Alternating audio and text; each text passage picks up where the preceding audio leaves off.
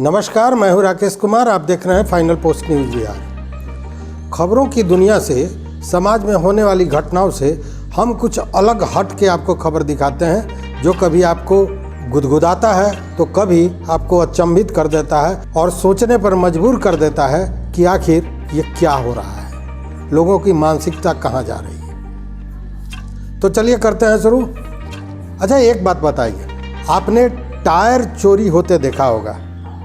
कभी कार की टायर चोरी हो जाती है, कार आप बाहर पार्किंग में लगाते हैं, चोर आते हैं, उसका चक्का चुरा के ले जाते हैं। ट्रैक्टर वालों के साथ ऐसा होता है, बाइक के साथ भी ऐसा हुआ है। वो बाइक भी चोरी हो जाती है, लेकिन कभी कभी जब उसे ताले में बंद किया जाता है तो पिछला चक्का रह जाता है, अगला चक्का गायब हो जाता है। लेकिन क्या आपने कभी सुना है कि फाइटर प्लेन का भी चक्का चोरी हो जाए? जी, फाइटर प्लेन मिराज का चक्का चोरी हो गया है। और यह घटना है लखनऊ का। आप जानते हैं कि लखनऊ में एयरबेस है और वहाँ से फाइटर प्लेन मिराज का चक्का चोरी हो जाता है। हालांकि चक्का मिल भी जाता है। अभी आप ये नहीं सोचिएगा कि पुलिस ने इस चक्के को बरामद किया। जी, ये खुद चोर आकर वो चक्का पहुँचा जाता है। जब वो समझ जाता है कि यह चक्का ट्रक में नहीं उपयोग किया जा सकता है, ट्रैक्टर में नहीं किया जा सकता है, तो उसे लगता है कि ये बेकार है और आकर वापस कर जाता है। लखनऊ के डीसीपी ईस्ट अमित कुमार ने बताया कि लखनऊ के बस्ती तालाब एयरबेस से अजमेर के लिए कुछ सैन्य सामग्री भेजा जा रहा था। जिस ट्रक से भेजा जा रहा था उस पर मिराज के 5 चक्के लदे हुए थे, लेकिन उसमें से एक चक्का चोरी हो गया और इसी को लेकर पूरा हड़कंप मच गया कि मिराज फाइटर प्लेन का चक्का, जिसका उपयोग दूसरा कहीं भी नहीं हो सकता है, वो चोरी कैसे चला गया। कहीं एक किसी दुश्मन की साजिश तो नहीं। जब खोजबीन शुरू हुआ तो पता यह चला कि कुछ चोर उसे ट्रक का चक्का समझकर चोरी करके ले गए थे। लेकिन जब उन्हें यह पता लगा कि ये ट्रक का चक्का नहीं है, ये फाइटर प्लेन मिराज का चक्का है, तो वो बाज़ाब्ता आकर टायर को वापस कर दिए।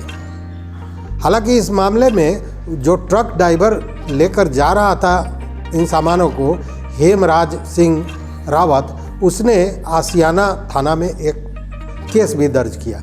हालांकि इसको गंभीरता से लेकर पुलिस सारे सीसीटीवी फुटेज को देख रही है, खंगाल रही है और पूछताछ भी कर रही है उन 2 युवकों से, उन 2 चोरों से जो उस चक्का को चोरी करने के बाद वहां पहुंचा गए थे एयरबेस पे। उसमें से एक का नाम है दीपराज और दूसरे का नाम है हिमांशु। उन लोगों का कहना है कि चक्का उन्हें सड़क पर गिरा मिला, जबकि हेमराज के अनुसार वो जब जा रहा था तो रास्ते में जाम लगा हुआ था और जाम में उसकी गाड़ी रुकी हुई थी। इसी बीच चक्का उतार लिया गया। यह घटना रात के लगभग 2 बजे की है। हालांकि दूसरे दिन वो मिल भी गया। इसे दुश्मन की साजिश भी समझी जा रही है। हेमराज से भी पूछताछ किया जा रहा है, लेकिन ये अलग मामला है, ये जांच का विषय है। विषय ये है कि कार और ट्रैक्टर के चक्के की चोरी तो सुनी होगी आपने, लेकिन ये पहली घटना है जब फाइटर प्लेन के चक्का चोरी हो जाती है। तो वाह रे चोर और वाह रे व्यवस्था।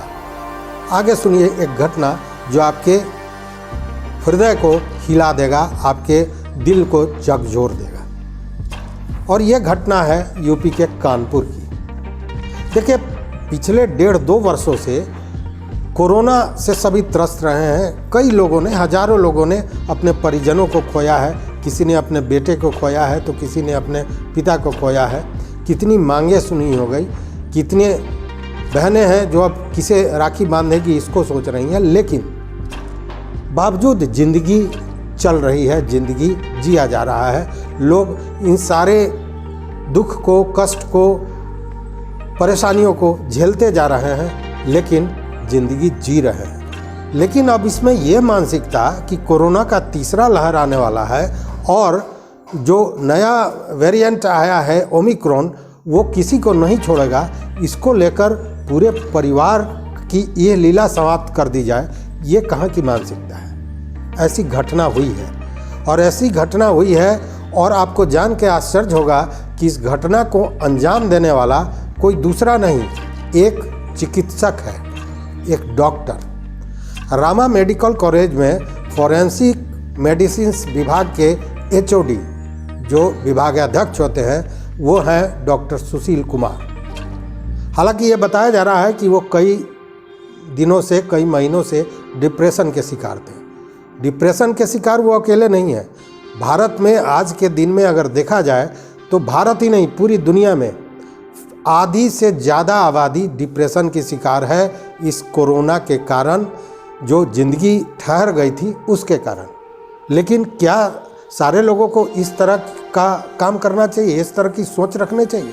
इस डॉक्टर सुशील कुमार ने अपनी पत्नी चंद्रप्रभा जो 48 वर्ष की थी और पुत्र शिखर जो इंजीनियरिंग की पढ़ाई कर रहा था 18 वर्षीय, और 16 वर्षीय पुत्री खुशी के जीवन की यह लीला ही समाप्त कर दी। और उसके बाद बाज़ाब्ता फ़ोन करके उसने अपने जुड़वा भाई जो सुनील कुमार है उसको इस सूचना दी कि उन्होंने इस तरह की घटना की है।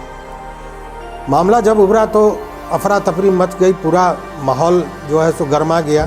पुलिस पहुंची, पुलिस ने तहकीकात किया और सबसे बड़ी बात है कि इस घटना को अंजाम देने के बाद सुशील कुमार कहाँ है इसकी कोई जानकारी नहीं है। हालांकि ये अंदाज़ा लगाया जा रहा है कि हो सकता है कि उसने खुदकुशी कर ली हो। पुलिस उसकी खोजबीन कर रही है, मोबाइल को सर्विलांस पे लगाया गया है, उसके ट्रैकिंग की जा रही है कि वो कहाँ गया था, कैसे गया था, ये सारी चीज़ें। लेकिन जब घर में पुलिस पहुंची जहाँ पे ये घटना को अंजाम दिया गया था तो वहाँ एक नोट मिलता है, और वो नोट यही मिलता है कि जो कोविड-19 का तीसरा लहर आ रहा है, जो ओमिक्रॉन नया वेरिएंट आया है, ये किसी को नहीं छोड़ेगा। तो ऐसे में मैं अपने परिवार को अंधेरे में नहीं रख सकता हूँ, मैं परिवार को असहाय नहीं छोड़ सकता हूँ, इसलिए मैं इस तरह की घटना को अंजाम दे रहा हूँ। और उसके बाद डॉक्टर सुशील कुमार लापता है। ये घटना जो है वो जितना विभत्स है उससे ज़्यादा विभत्स ये मानसिकता है। और ये सोचने की ज़रूरत है कि क्या परेशानियाँ, क्या मुसीबतें आने के बाद लोगों को इस तरह का सोच रखना चाहिए, इस तरह का कदम उठाना चाहिए। तो सोचिए इस पर, और निश्चित रूप से कमेंट बॉक्स में अपना कमेंट दीजिए। तो आज बस इतना ही। बहुत बहुत धन्यवाद। नमस्कार।